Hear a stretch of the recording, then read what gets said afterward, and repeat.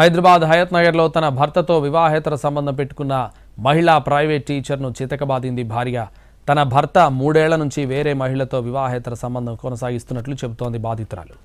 గత కొన్ని రోజులుగా ఇంటికి రాకపోవడంతో అనుమానం వచ్చి భర్తను ఫాలో అవడంతో వ్యవహారం బయటపడింది. లక్ష్మారెడ్డిపాలెంలోని మహిళా టీచర్ ఇంటికి వచ్చిన భర్తను రెడ్ హ్యాండెడ్గా పట్టుకుంది భార్య. తన భర్తతో ఉన్న మహిళను చితకబాదింది. దీంతో గోడ దూకి పరారయ్యాడు భర్త ప్రశాంత్. తన తండ్రి మరణిస్తే వచ్చిన డబ్బులు తీసుకుని ప్రశాంత్ వ్యాపారంలో పెట్టాడని చెబుతోంది బాధితురాలు. 30 లక్షల నగదు, కారు, బంగారం తీసుకెళ్లాడని చెబుతోంది బాధితురాలు. వివాహేతర సంబంధం పెట్టుకున్న మహిళకే ఆ డబ్బు ఇచ్చినట్లు ఆరోపిస్తోంది భార్య.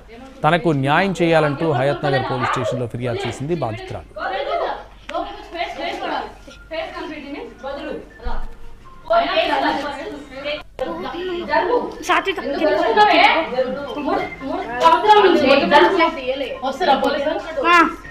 కిందికి వచ్చిరండి పోలీసు వాళ్ళు.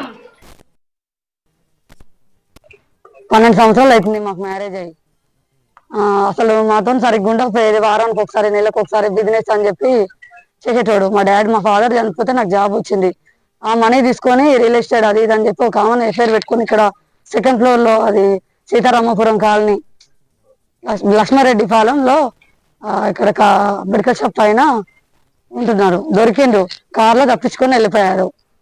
అదేమంటుంది, నీ భర్త నేను వదిలేను, పోయేటోడు కూడా మళ్ళీ ఆమె వెంబడి పెట్టుకొని తీసుకొని వెళ్ళిపోయాడు. మరి నాకు 2 ఆడపిల్లలు, నా పరిస్థితి ఏంటి?